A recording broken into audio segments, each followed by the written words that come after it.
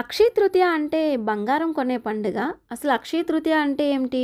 అసలు ఎందుకు అక్షయ తృతీయ జరుపుకుంటాము? అక్షయ తృతీయ రోజు ఏ దేవుణ్ణి పూజిస్తాము? ఒకవేళ పూజ చేసుకోవాలంటే ఎక్కడ చేసుకోవాలి? పూజా మందిరంలో చేసుకోవాలా? లేకపోతే విడిగా పీఠం పెట్టి పూజ చేసుకోవాలా? ఈరోజు అంటే అక్షయ తృతీయ రోజు అందరం ఖచ్చితంగా బంగారం కొనాలా? ఖచ్చితంగా పూజలో అక్షయ పాత్ర పెట్టాలా? ఇలాంటి డౌట్స్ అన్నీ క్లియర్ చేసుకుంటూ అక్షయ తృతీయ రోజు మనం ఇంట్లోనే సింపుల్గా ఆ లక్ష్మీ దేవతని అలాగే కుబేరుణ్ణి పూజించి వాళ్ళ ఆశీర్వాదం ఎలా పొందాలో ఈ వీడియోలో అయితే చూద్దాము. మొదటిసారి నా ఛానల్ని ఎవరైనా చూస్తున్నట్లయితే సబ్స్క్రైబ్ చేయండి. చాలామంది నా వీడియోస్ చూస్తున్నారు కానీ అస్సలు సబ్స్క్రైబ్ చేయట్లేదు. మీకు వీడియో నచ్చితే సబ్స్క్రైబ్ చేయండి, అలాగే లైక్ కూడా చేయండి. అక్షయము అంటే నాశనం లేనిది, అలాగే ఎప్పటికీ నిలిచి ఉండేది, తరగనిది. ఈ అక్షయ తృతీయ రోజు మనం ఏదైనా చేస్తే అంటే మంచి పని ఏది మొదలుపెట్టినా కూడా అది మంచిగా విజయం సాధిస్తుంది. అలాంటి మంచి పనులు మనం ఎప్పటికీ చేస్తూ ఉంటాము అని అంటారు. ఈ అక్షయ తృతీయ రోజున కుబేరుడు లక్ష్మీదేవిని పూజించి అత్యంత ధనవంతుడిగా మారాడట. అందుకనే ఈ అక్షయ తృతీయ చాలా విశేషమైనదిగా చెప్తారు. అంతేకాకుండా పాండవులకు సూర్యుడు అక్షయ పాత్రను ప్రసాదించిన రోజుగా కూడా ఈ అక్షయ తృతీయను చెప్తారు. అలాగే ద్రౌపదికి శ్రీకృష్ణుడు ఆపద్బాంధవుడిగా వచ్చి ఈ పాత్రను ఇచ్చిన రోజుగా కూడా ఈ అక్షయ తృతీయని మనం గుర్తు చేసుకుంటాము. ఈ అక్షయ తృతీయ రోజున ఏ దేవుణ్ణి పూజించాలి అని మొదటిసారి పూజ చేయాలి అనుకునే వాళ్ళకైతే డౌట్ వస్తుంటుంది కదా. ఈ అక్షయ తృతీయ రోజున మనమైతే లక్ష్మీ కుబేర పూజ అయితే చేసుకోవాలి. ఈ పూజ మనం పూజా మందిరంలోనే చేసుకోవాలా లేదా విడిగా పీఠం పెట్టి చేసుకోవాలా అని డౌట్ వస్తుంది.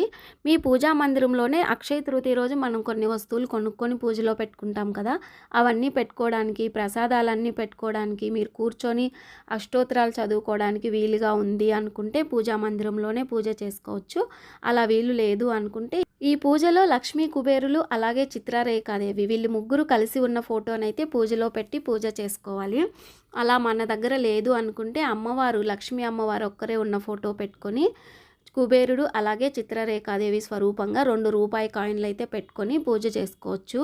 లేకపోతే లక్ష్మీ అమ్మవారు కుబేరుడు అలాగే చిత్రరేఖాదేవి కలిసి ఉన్న ఫోటోని ప్రింటౌట్ తీసుకొని ఆ ప్రింటౌట్ అయినా పూజా రూమ్లో పెట్టుకొని పూజ చేసుకోవచ్చు.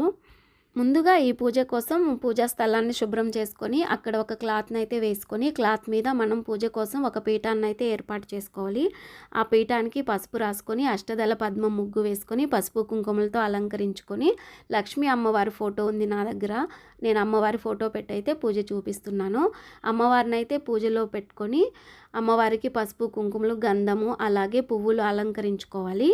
మనం ఏ పూజ చేసినా కూడా ఆ పూజలో ఎటువంటి విఘ్నాలు రాకుండా ఫస్ట్ నుంచి లాస్ట్ వరకు మనం అనుకున్న విధంగా మనసుకు నచ్చిన విధంగా రావాలి అని చెప్పి ముందుగా ఆ వినాయకుడిని అయితే పూజిస్తాం కదా.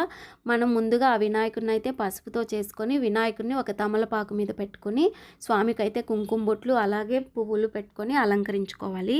ఈ పూజలో మన దగ్గర అమ్మవారి స్వరూపము కాయిన్స్ మీద ఉంటుంది కదా, వెండి కానీ ఇత్తడి కానీ రాగి కానీ, అలా కాయిన్ మీద అమ్మవారి స్వరూపం లేకపోతే ఆ కాయిన్ ప్లేస్లో మనం 5 రూపాయల బిల్ అయితే పెట్టుకొని పూజ చేసుకోవచ్చు.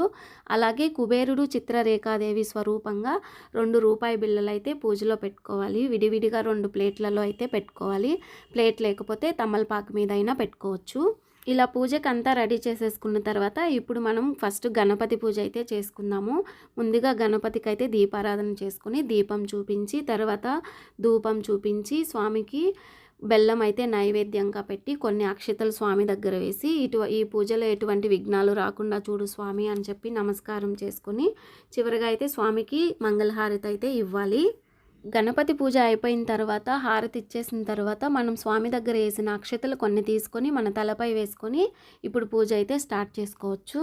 ఈ పూజలో ఇంకొక ముఖ్యమైన విషయం ఏంటంటే కలశారాధన. కలశం పెట్టుకునే ఆనవాయితీ ఉందంటే కలశం ఏర్పాటు చేసుకొని చక్కగా అయితే పూజ చేసుకోవచ్చు. కలశం ఎలా ఏర్పాటు చేసుకోవాలి మన ఛానల్లో వరలక్ష్మి వ్రతం వీడియోలో ఉందండి, కలశ స్థాపన ఎలా చేసుకోవాలి అని. ఒకసారి డౌట్ ఉంటే వెళ్ళి ఆ వీడియోని ఒకసారి చెక్ చేసుకోండి.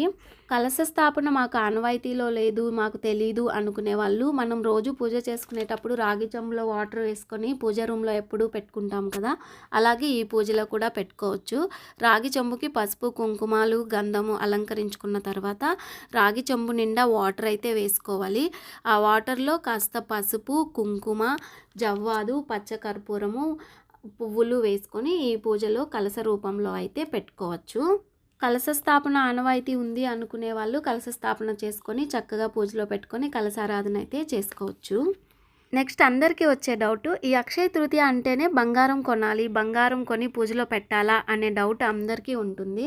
బంగారం కొనే వీలుంటే హ్యాపీగా బంగారం కొనుక్కొని పూజలో పెట్టుకొని చక్కగా పూజ అయితే చేసుకోవచ్చు. కొంతమంది పెద్దవాళ్ళు ఏం చెప్తున్నారంటే, అసలు శాస్త్రంలో ఎక్కడా అక్షయ తృతీయ రోజు బంగారం ఖచ్చితంగా కొనాలి అని ఎక్కడా చెప్పలేదు అని అంటున్నారు. ఈ అక్షయ తృతీయ రోజు మనం ఏ కొత్త వస్తువు కొన్నా, కొత్త ఇల్లు కొన్నా కానీ, కొత్త వాహనాలు కొన్నా, బంగారం కొన్నా, ఏదైనా మంచి పని చేసినా కానీ అంతకంత వృద్ధి చెందుతుంది అని అంటారు కదా. అందరూ ఆ బంగారం అంటే అమ్మవారి స్వరూపం కాబట్టి అమ్మవారే స్వయంగా మన ఇంటికి రావాలి అని ఆశపడి బంగారాన్ని కొని తెచ్చి ఈరోజైతే పూజలో పెట్టుకొని పూజ చేసుకుంటారు. ఆ అమ్మవారే స్వయంగా మన ఇంటికి వచ్చి మన ఇంట్లో స్థిర నివాసం చేస్తుంది అని నమ్మకంగా అయితే నమ్మి ఆ రోజు ఇలా చేస్తారు. అలా వీలుంటే అలా చేసుకోవచ్చు. అలాగే చేయాలని మాత్రం ఎక్కడా లేదని పెద్దవాళ్ళు అయితే చెప్తున్నారు.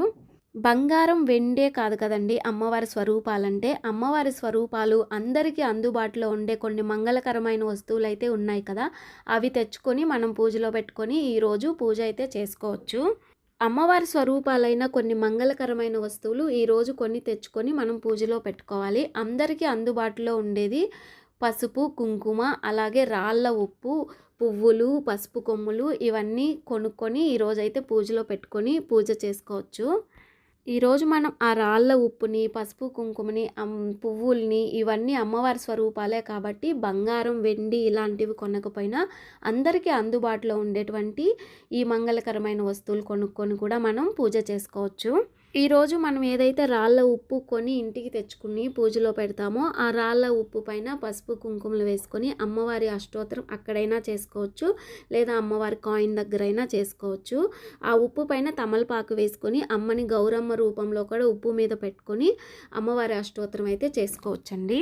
ఇప్పుడైతే మనం ఆ లక్ష్మీ కుబేర పూజ అయితే చేసుకోవాలి. ముందుగా అమ్మవారికి ముందు ఏం చేయాలి, తర్వాత ఏం చేయాలి ఇలా డౌట్ ఉన్న వాళ్ళు వరలక్ష్మి వ్రతకల్పం బుక్ అయితే ఫాలో అవ్వండి. ఆ వ్రతకల్పం బుక్లో ముందుగా అదాంగ పూజ ఉంటుంది కదా, ముందుగా లక్ష్మీదేవికి అయితే మనం అదాంగ పూజ చేసుకోవాలి. తర్వాత కుబేరుడికి అలాగే చిత్రరేఖాదేవికి కూడా అదాంగ పూజ అయితే చేయాలి. ఇలా లక్ష్మీదేవికి అలాగే కుబేరుకి చిత్రరేఖాదేవికి అంగపూజ అయిపోయిన తర్వాత మనమైతే లక్ష్మీదేవికి, కుబేరుడికి, చిత్రరేఖాదేవికి అష్టోత్తరం అయితే చేసుకోవాలి. ఈరోజు లక్ష్మీ అమ్మవారికి అష్టోత్తరం మనము మంగళకరమైన వస్తువులు అంటే పసుపు, కుంకుమ, గంధము, పువ్వులు, అక్షతలు ఇలా వేటితైనా చేసుకోవచ్చండి. వ్రతకల్పం బుక్లోనే మీకు లక్ష్మీ అష్టోత్తరం ఉంటుంది. చదవడానికి వచ్చు అనుకునే వాళ్ళు చదువుకొని చేసుకోవచ్చు. చదవడానికి రాదు అనుకునే వాళ్ళు యూట్యూబ్లో అయితే లక్ష్మీ అమ్మవారి అష్టోత్తర శతనామావళి ఉంటుంది. ఆ అష్టోత్తరం ప్లే చేసుకొని మీరు పసుపు కుంకుమతో కానీ, అక్షంతలతో కానీ, పువ్వులతో కానీ లక్ష్మీ అష్టోత్తరం అయితే చేసుకోవచ్చండి. లక్ష్మీ అమ్మవారి అష్టోత్తరం అయిపోయిన తర్వాత మనం పసుపు కుంకుమలతో అమ్మవారిని పూజించేటప్పుడు ఓం శ్రీ లక్ష్మీ నారాయణే నమః అనుకోవాలి.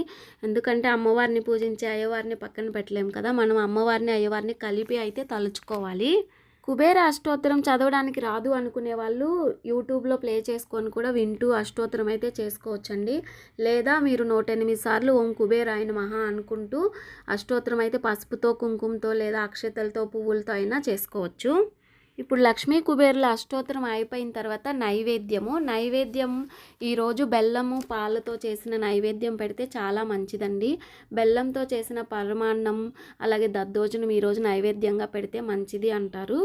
వీలుంటే అలా చేయండి. లేదంటే పాలలో కాస్త బెల్లం వేసైనా పెట్టచ్చు. లేదా మీ ఇంట్లో ఏ పండ్లు వీలుగా ఉంటే ఆ పండ్లైనా మనం నైవేద్యంగా అయితే నివేదించుకోవచ్చు.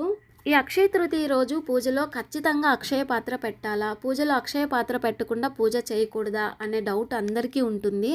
ఏదైనా మన నమ్మకం అండి. ఇప్పుడు మనం పూజలో అక్షయ పాత్ర పెడితే మనకు మంచి జరుగుతుంది అని మీకు అనిపించింది అనుకోండి, ఖచ్చితంగా అక్షయ పాత్ర పెట్టుకొని పూజ చేసుకోండి.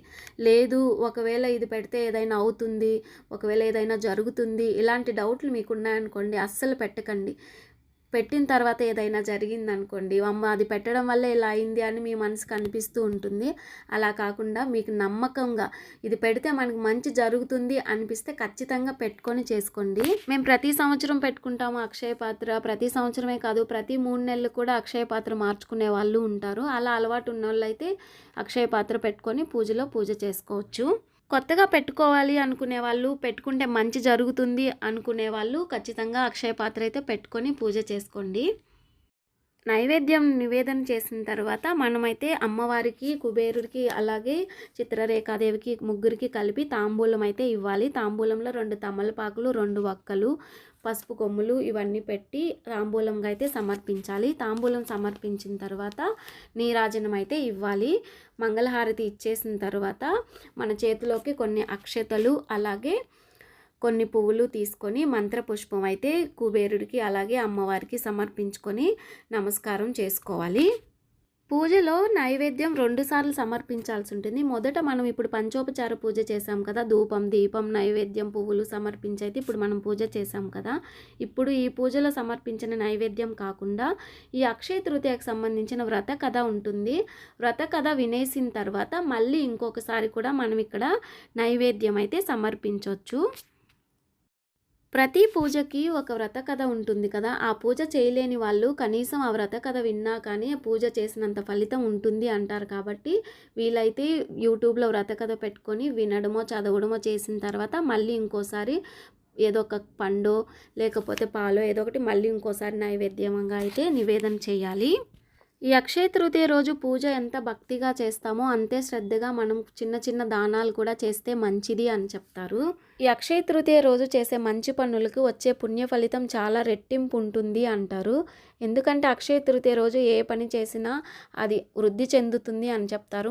మంచి పనులు చేయడం వల్ల ఆ మంచి పనుల వల్ల వచ్చే పుణ్య ఫలితం కూడా వృద్ధి చెందుతుంది అంటారు. కాబట్టి ఎవరికి వీలైనంత దానం వాళ్ళు చేయడానికి ట్రై చేయండి.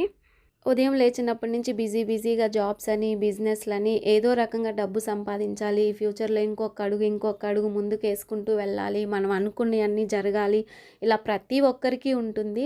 ఇలా మనం అనుకున్నవన్నీ జరగాలి అనుకుంటే అప్పుడప్పుడు మనం ఇలా దైవానుగ్రహం కోసం పూజలు కూడా చేస్తూ ఉండాలి.